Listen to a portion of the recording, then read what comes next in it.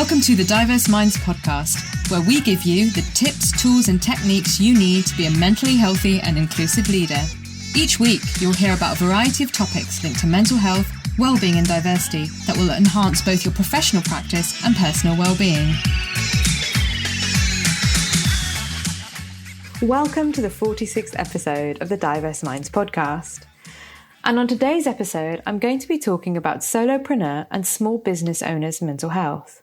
And I wanted to talk about this topic as I do think there's specific challenges when you run your own business as a solopreneur, or you have a small team, but you're essentially a small enterprise or a micro business. I think one of the joys about having your own business is the freedom to do what you want, when you want, how you want. You can choose who you work with often. You can set your parameters and set your boundaries much more easily than you can in a traditional workplace. However, as business owners, when we're so used to doing everything ourselves, how and who do we go to for support when we need it? And I think you'll all agree when I say 2020 has pushed many of us to the brink and the feast and famine cycle has been exacerbated. And in addition, there's still a lot of uncertainty. We don't know what the future holds and we don't know yet what's to come in the UK. And the other challenge is small businesses do prop up and provide services and employ people, even if it's small. It's vital that small businesses keep going and for their owners to look after their mental health. Small businesses also provide a really important platform for women of colour and women who choose or have carers, younger dependents, older dependents, because it's flexible and you set your own timeframes. And did you know that small to medium enterprises account for 99% of the business population? That's 5.9 million businesses.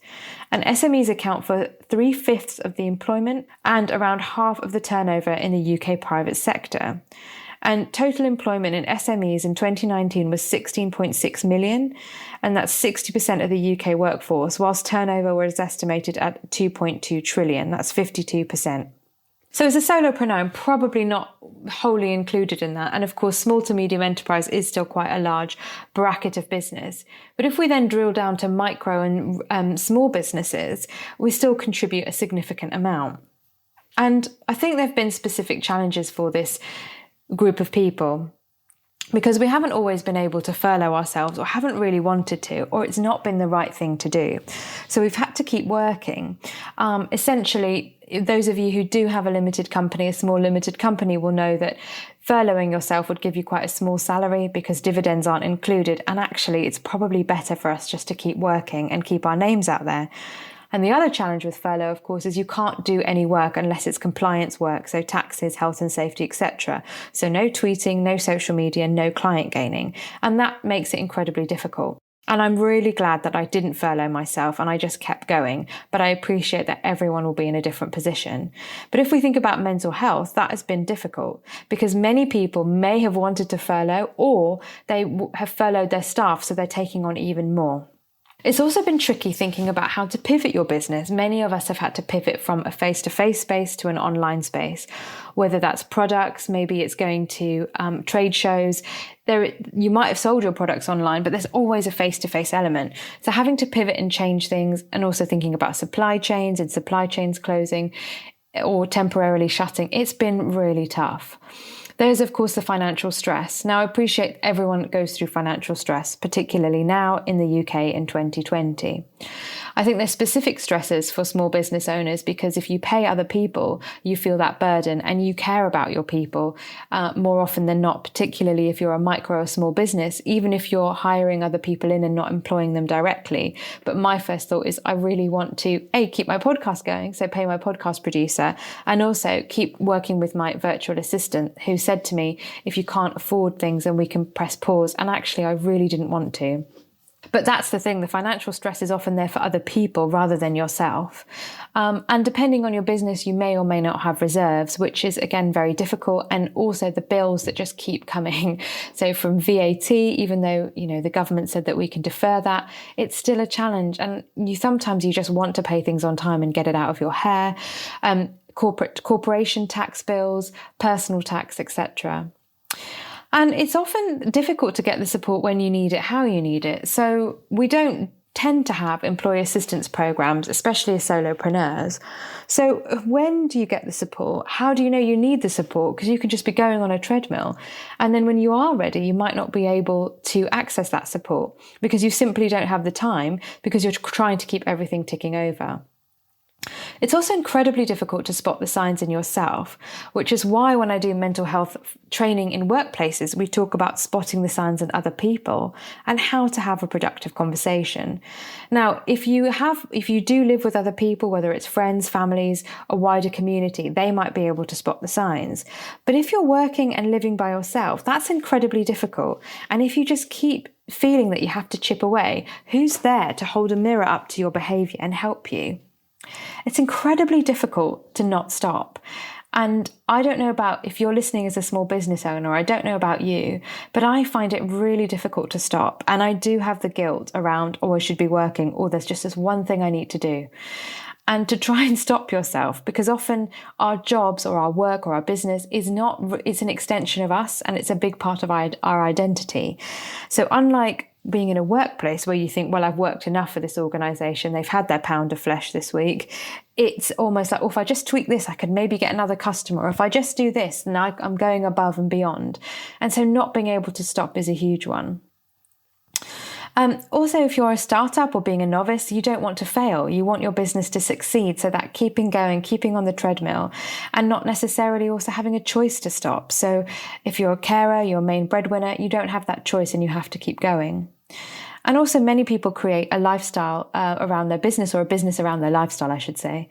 And again, how do you stop when your business is so integral to your lifestyle and who you are? It might be that a lot of what you do in what you deem more personal might be part of your business, and you put that on Instagram, and that's how you get followers and that's how you get business. So where are the lines? And yes, we've been talking about this much more, the lines of demarcation in relation to workspace, isolate, having to shield or isolate at home. But when you have your own business, this is even more challenging, I think. And our identities are often wrapped up in being business owners and being these people of upholding a certain area of expertise or authority. And to kind of stop and put that down is really interlinked, I think, often to our egos. And that's very difficult. And then putting things down has an impact on our mental health and our identity and who we think we are. So I'm really excited, and if you listen to the episode on managing your working at home life balance, I announced my new online course that I've been working on during lockdown. It's called The Mentally Healthy Professional. And it's been my project, and this is a 4-week online course that you can work through in your own time, and it also includes weekly coaching calls for support. And you might be unsure whether this is for you. So why not book a free 30-minute call with me to find out more? And please keep listening, because I'm going to tell you more at the end of the show. So I've mentioned all these things in relation to being a small business owner or micro business owner, a solopreneur. So what can you do to help your mental health? It seems like some of these things are a bit insurmountable. And it can be a real conundrum to solve or to tackle or to start to decide even which way to go, especially if you're a skeleton staff or you're working on your own. But I think one of the first things is to define what success means to you and you alone. And we've seen a lot of toxic positivity. So people on social media primarily who are like, be positive, there's an opportunity, things might collapse, but within the rubble there's gold. And to an extent that may be true. However, that's not easy if you have been experiencing loss of people that you know due to COVID, things crumbling around you, friends who've been really unwell, maybe your children need a lot more support or your elderly dependents. So, I do see a place for positivity, but I do feel deeply frustrated with toxic positivity. So when I say define what success means to you, success could be getting out of bed at 8 a.m. in the morning and having breakfast and nourishing yourself and getting to work and not necessarily bringing in millions of pounds, dollars, euros, whatever your currency is. Success can mean to just keep going in the face of adversity, to keep your family going, to keep your friends going, and to volunteer and to do some blogs and some social media posts.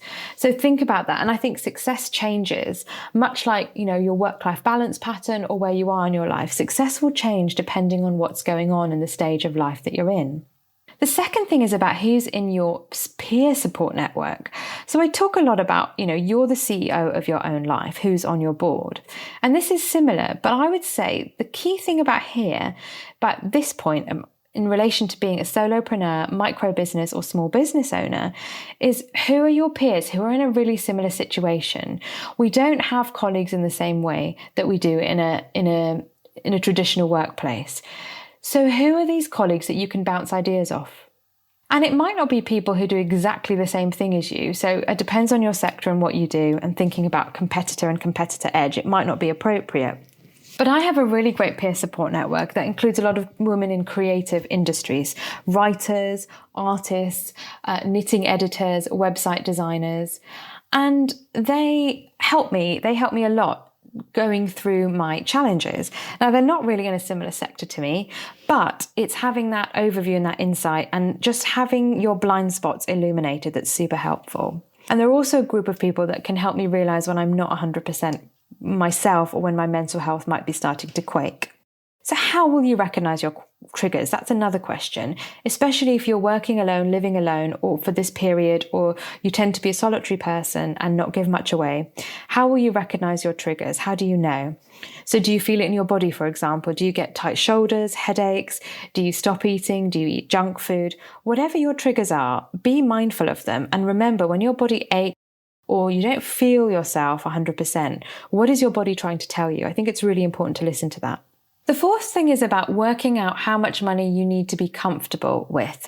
So it's not about bringing in the millions. It links to your idea of success, and that could be a success marker for you. But let's say you can't be because of circumstances outside of your control. Think about what's in your control and think about how much money you need to be comfortable with to pay your bills, to pay your overheads, to pay people that you work with. And just for a period of a couple of months when things are difficult, just focus on that. And don't think about hitting your targets. I've had to put all my targets and everything to one side because it just isn't going to happen. But I'm really, really happy that I've managed to keep going. And that for me has been a real success. And if you are struggling, where can you get support from? Think about that as well. So we talked about peer support networks, but what about other charities? Can you talk to your GP? Do you have a regular GP? What about family members? What about friends? That's more about the board, your CEO. So where else can you get support from? And if you don't feel that you can talk to family or friends, think about the charities and organizations that could help you. Again, we don't tend to have, especially if we're really small, employee assistance programs where we can access counseling through our workplace. Some of you might do, but for me as a micro business, not so much. However, I would suggest that you check your insurance policies, your home insurance, your life insurance, etc., and think about, there are often numbers there, free counselling that is included. So if you've got health insurance, think about that. Even if it's just someone to talk to, that's often included. If you're part of any organisations such as the Federation of Small Businesses or Enterprise Nation, there are lots of organisations around. What are the support lines and things that you could access? And the other thing I would say is when we do our quarterly, annual, 6 monthly, however you do it, your plans and do your ideas and your stage building, I think it's really, really important to also consider and integrate into this stuff around your mental health and well-being.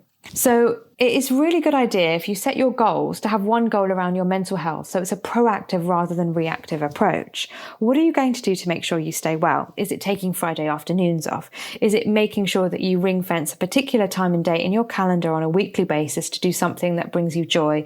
Or is it that you're going to every lunchtime go out for a walk? It doesn't have to be big things, but what are the things that you can build into your plans? Plan breaks into your workload on a daily and monthly basis as well. The other thing is that I did mention and allude to this is to keep going and have that self-belief and tell yourself you've been here before. Running a business is peaks and troughs. It'll happen again and you know that you got through it. Can you, if you like it, have affirmations, have little mantras, have little postcards, have sayings around? I know a lot of people find this useful, and just look at those memes, look at those sayings, look at those phrases.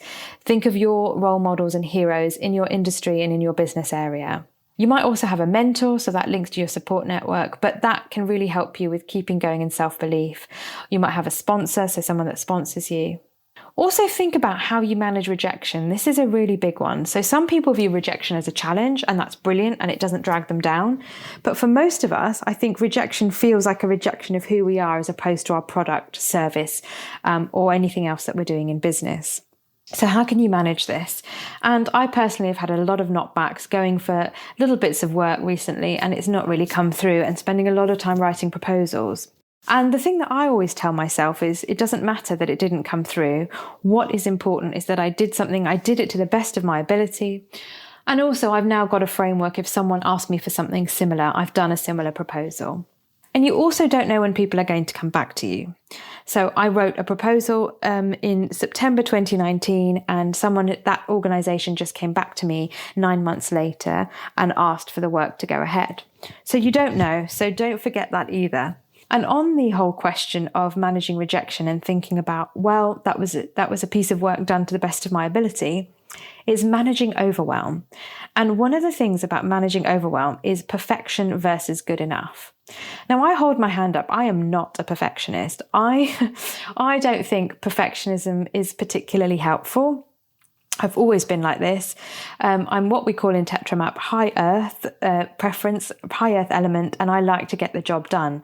So good enough to a good standard. Of course, we need to check typos. Of course, I want to do things to a good standard, but I'm not the kind of person that thinks, oh, that's not good enough. That image isn't perfect. I just can't do that because I'm so desperate to move on to the next thing. Now, you see, some of my blind spots that need to be eliminated, and my support group helps me with that to help things be better. But I think good enough is good enough.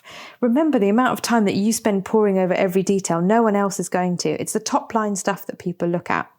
And I also know, because that's not my preference to be a perfectionist, this is going to be much easier for me to say. So what might you need to do to help you with overwhelm? And what are the key tasks that you need to do to get where you need to be? So don't overwhelm yourself. If you don't need to start a new social media platform, don't. If you don't need to create a perfect document in Canva, don't. What could be good enough, and what gets the message across, and what helps you to get that business without feeling overwhelmed? The other thing is you might need advice. You might need advice, practical advice on money, on grants, on tax relief. Get that advice, and also think about, if you haven't got the money, where are some quick and easy and reliable sources that you can get that advice from for low to no cost. But don't be afraid to ask for help. I think this is the other thing. Often we feel that we need to know everything. Again, if you don't feel that, I think that's actually hugely, hugely helpful, because getting advice is crucial to make sure that you have the information to make the right decisions for your business, whether it's growing, whether it's shrinking, whether it's staying the same, whether it's accessing grants. So don't forget that. There are lots of sources, good sources of free advice from the gov.uk website. I mentioned Enterprise Nation. I mentioned Federation of Small Businesses, our local networks that we might be part of. So don't forget that, and work out which is the best source for you. And finally, I want to leave you with another thought. If you do need to get a traditional job again, a 9 to 5 or 9 to 9 or 9 till 7, that's okay. And don't be hard on yourself. It can take time to regroup. And sometimes we need to step out and have a change before we go back to our passion and what we love, or we need to gain that passion back again. And knowing that things change and it's not permanent. And as a business owner, we may think there isn't much that we can do. We might feel trapped by circumstances, by economics, by policies. And yes, there's an element that we don't have control of. And it does feel busy, hectic, stressful, and never ending. But there are small steps we can take to help our mental health, to be proactive rather than reactive, to bounce ideas from people, and to give ourselves different perspectives on this. And often we put ourselves last, so that makes it a bit more difficult. But please remember, plan the steps that you need to look after your mental health, from embedding breaks to looking after yourself, to giving yourself, to being kind to yourself. Remember to keep going as well, but in small, consistent steps, so not doing everything all at once, and good enough is better than perfection. Create or dive into or engage with your peer support network so you don't miss out on that colleagues, on the help with colleagues. And there's another set of eyes. And what can you compromise on? What can you comfortably compromise on? Whether it's perfect graphic, missing out on a client, pressing pause, whatever it is. And what can you give up in terms of how you're holding on to things? So what are you holding on to, and what could you give up? What's not serving you well anymore? So it's those things to think about. And I'd love to help you on your journey to becoming a mentally healthy professional. And as I said, you can access this online course on diverseminds.thinkific.com/courses/the mentally healthy professional. And this link is in the show notes. It's all for £57 for a year's access to the course. And I really hope you'll come on board. But if you're unsure, don't forget to book a 30-minute call with me on my Calendly. And that's calendly.com/LaylaO, Layla spelt Leylao. And if you're interested in resilience, I've got a whole podcast episode about resilience. So that's resilience and mental health. And also a blog called Personal Resilience Training if you prefer to read. And I'd love you to download my Mentally Healthy Manager ebook, and I've included that link in the show notes too. I really hope this has been useful to you from one solopreneur to another. And please let me know your thoughts on how you look after your mental health and well-being as a small business owner, because I'd love to hear from you. So until next time, I wish you well, and I hope that you will proactively look after your mental health, as you're super important as a small business owner. And I'll see you in the next episode. Thanks for listening to the Diverse Minds podcast. Don't forget to subscribe on Apple Podcasts, Spotify, or wherever you access your podcasts from. You can also connect with me on Facebook, Twitter, and LinkedIn. Tune into next week's episode of the podcast, where I'll bring you more insights on mental health and inclusion. Bye for now.